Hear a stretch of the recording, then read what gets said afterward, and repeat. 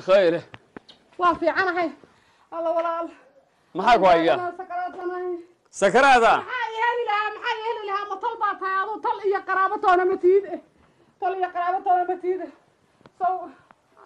محاول اللي دعي وحلي waxaan ku sheegay garan maayo walaalo waxay waxaan ku sheegay garan maayo walaal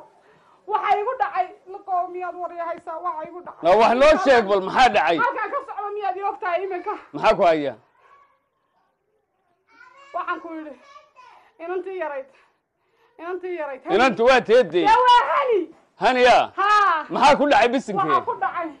waxa ku dhacay kii xumaaya guursaday soo ani inantii yarayd intuu qabtay waxaan ku yiri guriga xumaadii ha koran wiilka ilaa sodoh baad u ahayd warka uu xun yahay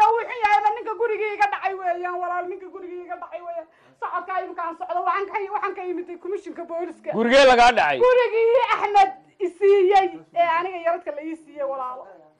waxa weeyaan gurigii iga dhacay gabadhii yarayd buu sasabtay Axmed waxba kuma siinina bakiyaad dhacday baa laga dhacay war heede xamaanan dhicin anigu weyn u soo weynaan ma Axmed baa wax ku siiyay waryaa mid ma ku sheega waxaan qaatay ishe war anu mid ma ku sheega ha imika komishinkan ka socda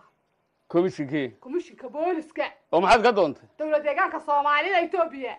ayaan ka socda hadda saacadaada yarkay maxaad ka doontay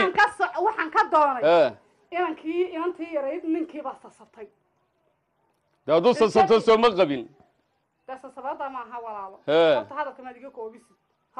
hadal badnida ma xiidan baa tahay ay mar laaliya marka ku arko baan anigu waxa weeyaan adigu xanaaqsano baa inta badado faraxsan walaal oo walaalka u tagayo oo bacyaal wato soo adeegay oo dawla adigu cabanayo baad ii timaaday miyadan mar adigu faraxsan iimanay markuu soo walaalkay matid soo hooyada bahay kuma hadayna dhaleen wayna dhaleen haday ku dhaleen marka dhigay soo gudboonaatay in qofkii aan wata shan lahaa soo matiido walaal markuu farxadi kula soo gudboonaataba ma diiti ma dhibka baad ila timaadaa hadba walaal waan ku sheegaa adun baa dhanka iga dhaafsan hadda maxaa jira waxa weeyaan imika warka aan ku wada horta iga koobnaay xanuunaya hadal ma karayo ma garatay hadal ma karayo wallahi madaxaas ay xanuunayo saasoo dhan waxa gebigaygu ba sakaraad baan ahay isteejiyo walaal wad bal waxaan ku inantii yarayd hani waanigi guriga ku wareejiyay gurigii Axmed siiyay aniga walaal waa labadeeni anigi bad xataa ii sheegaysaa waxaan jirin gurigii wadnaay xanuunaya hadal badan ma kala ay dhageyso de walaal isagoo wadnaha ku xanuunayn maadiinti baad runtaa inuu isku cadcadayne dhageyso gurigii waanigi gabadhii yarayd ku wareejiyay ay igu tiri hooyo ku wareejiyay